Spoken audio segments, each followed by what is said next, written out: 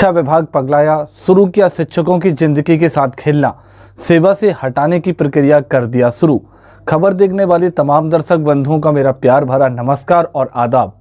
दोस्तों, इस दीपावली के शुभ अवसर पर जहां एक तरफ शिक्षा विभाग को तमाम शिक्षकों को खुशखबरी देना चाहिए था, लेकिन शिक्षा विभाग ने शिक्षकों की खुशियां छीनने का मानव की अपनी रणनीति ही बना ली है, जिसका नतीजा है कि शुभकामनाओं के बदले में उन्होंने शिक्षकों की जिंदगी के साथ खिलवाड़ करना शुरू कर दिया है।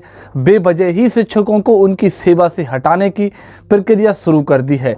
चाहे जो कुछ भी हो, शिक्षा विभाग दीपावली के शुभ अवसर पर शिक्षकों को शुभकामनाएं दे या फिर न दे, लेकिन आपको आपका अपना दोस्त मैं यानी कि अमित या दीपावली के शुभ अवसर पर आप तमाम दर्शक बंधुओं को हार्दिक स्वागत और हार्दिक बधाई देता हूं।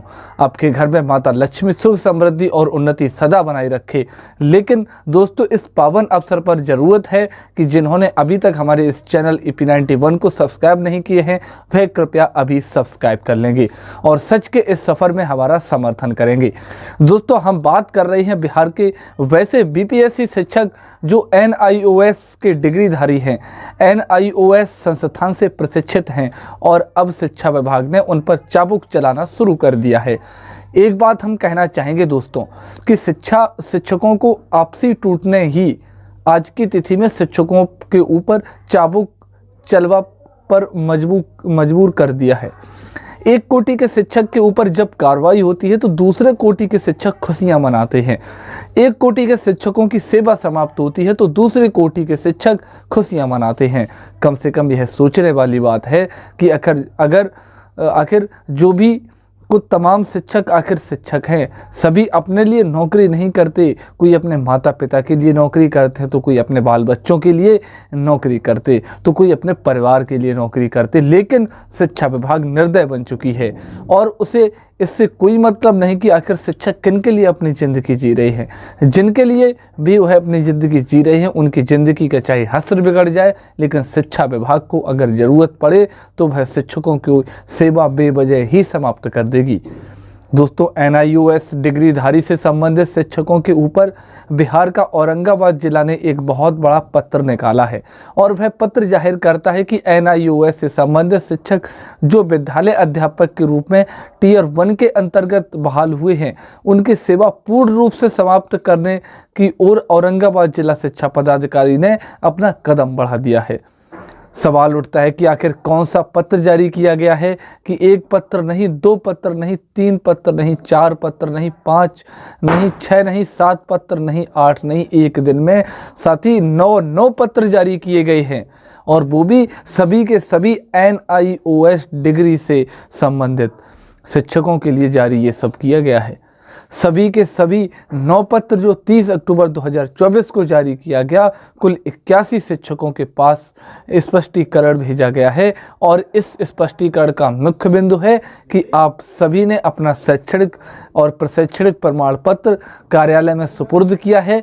उस पर शैक्षणिक प्रमाण पत्र का अवलोकन करने के बाद यही स्पष्ट होता है कि आपने NIOS प्रशिक्षण हेतु नामांकन लिया था, वह नामांकन अवैध प्रतीत होता है।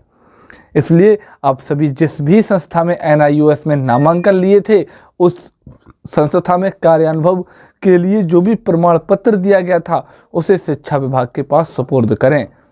साथ ही शिक्षा विभाग का कहना है कि उस अवधि में आपको बैंक के माध्यम से जो भी भुगतान हुआ, उस भुगतान के बारे में स्वअभिप्रमाणित प्रति शिक्षा विभाग को सुपुर्द करें। साथ ही शिक्षा विभाग का यह भी कहना है कि आपने जिस संस्थान से NIOS से संबंधित प्रशिक्षण प्राप्त किया है, वह संस्थान राज्य सरकार या फिर केंद्र सरकार से संबंध है या फिर नहीं है, इसके लिए संबंधी प्रमाण पत्र भी शिक्षा विभाग के पास सुपुर्द करें। शिक्षा विभाग ने अंत में यह भी लिखा है कि अगर आपके द्वारा यह सभी के सभी प्रमाण पत्र शिक्षा विभाग को उपलब्ध नहीं कराया जाता है तो यह समझ लिया जाएगा कि इस संबंध में आपको कुछ भी नहीं कहना है और आप प्रशिक्षण हेतु अर्हता नहीं रखते हैं।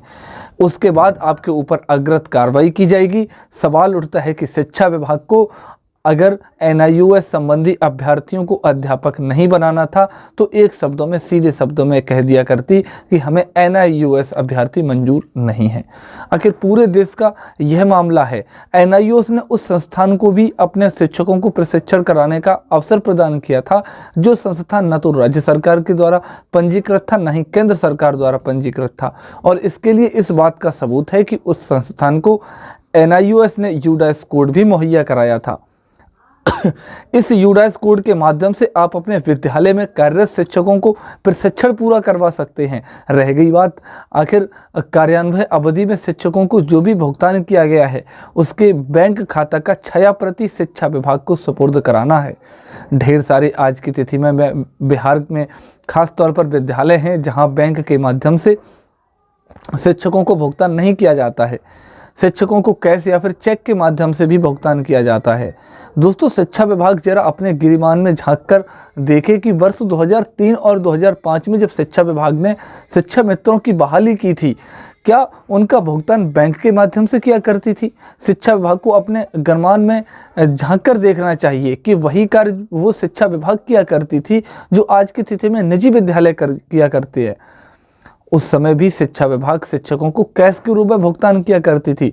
शिक्षा विभाग शायद उन दिनों को भूल गई और आज जब शिक्षकों की उनकी सेवा से हटाने की मंशा हुई तो शिक्षकों के ऊपर एक से एक बढ़कर नकेल कस दी। यह कहीं से भी औचित्य साबित नहीं होता है। शिक्षा विभाग वैसे विद्यालय अध्यापकों को जो NIOS से प्रशिक्षण प्राप्त हैं उनकी जिंदगी के साथ खिलवाड़ करना शुरू कर दिया है। सीधे शब्दों में एक पत्र निकालकर यह नहीं कहती कि NIOS के अभ्यर्थी सेवा से बाहर हो जाएं, बल्कि उनको प्रताड़ित किया जाता है, उन्हें दिन रात चिंतित रहने पर मजबूर किया जाता है। आज वही हाल है कि ढेर सारी घटनाएं घट रही हैं। खास तौर पर बिहार की शिक्षिका के साथ शिक्षा विभाग ने वैसे रवैये अपना लिया है कि शिक्षिका किसी भी समय कोई भी बड़ा कदम उठा लेती है। लेकिन शिक्षा विभाग कम से कम इन बिंदुओं पर विचार करे कि आखिर कब तक शिक्षकों की जिंदगी के साथ खिलवाड़ करती रहेगी। क्या होगा बिहार की शिक्षा का, इस पर शिक्षा विभाग को सोचना चाहिए। निश्चित रूप से NIOS से प्रशिक्षण प्राप्त तमाम अभ्यर्थी जो Tier 1 के अंतर्गत विद्यालय अध्यापक बन चुके हैं वो बिल्कुल ही जायज़ है, उनका प्रशिक्षण बिल्कुल ही जायज़ है, क्योंकि उस समय जिस संस्थान से उन्होंने प्रशिक्षण प्राप्त किया था, आज ढेर सारे ऐसे संस्थान हैं जो बिल्कुल ही बंद हो गए हैं क्योंकि छात्रों की कमी रह गई। शिक्षा विभाग ने जिस दिन छात्रों के नामों की एंट्री से ई-शिक्षा को उस ऐप पर अपलोड करना शुरू किया, उसी समय से प्राइवेट विद्यालय बंद होने शुरू हो गए।